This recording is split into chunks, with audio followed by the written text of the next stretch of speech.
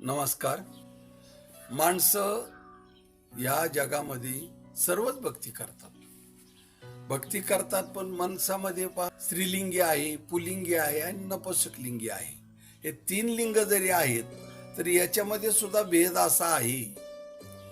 भेद म्हणजे माणूस दोन जाती आहेत त्यातनं सुद्धा, सजायती आणि विजयाती. तसं तर सर्वत्रच दोन आहे. माया ब्रह्म आहे, स्त्री पुरुष आहे, चंद्र सूर्य आहे, आकाश पृथ्वी आहे, गोड आंबट आहे. अनेक प्रकारे दोन आहे. दोन असल्याशिवाय एकाची किंमत होत नाही.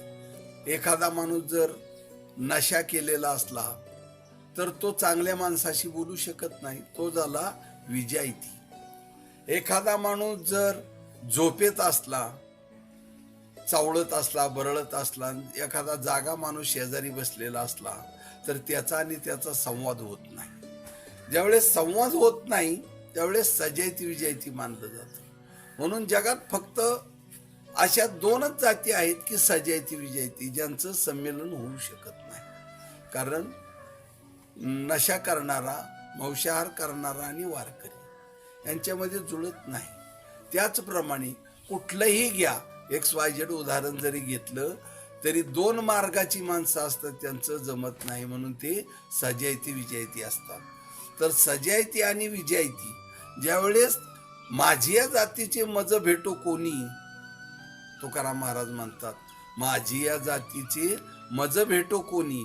म्हणजे जातीचा म्हणजे देवाला मानणारा, गळ्यात माळ घालणारा, पंढरपूरची वारी करणारा, रामकृष्ण हरी उच्चार करणारा, कुणाचंही वाईट न करणारा, कुणाचंही मन दुखवलं असं न बोलणारा, आणि मिथिला हरी कमी बोलणारा, शांत स्वभावी, आणि कुठलंही त्याला दुष्कृत्य नको आहे. आणि काय सुकृत आणि दुष्कृत, बरं आणि वाईट, ज्यावेळेस माणूस विहित कर्म करतो त्यावेळेस माणसाला काहीच अडचण येत नाही.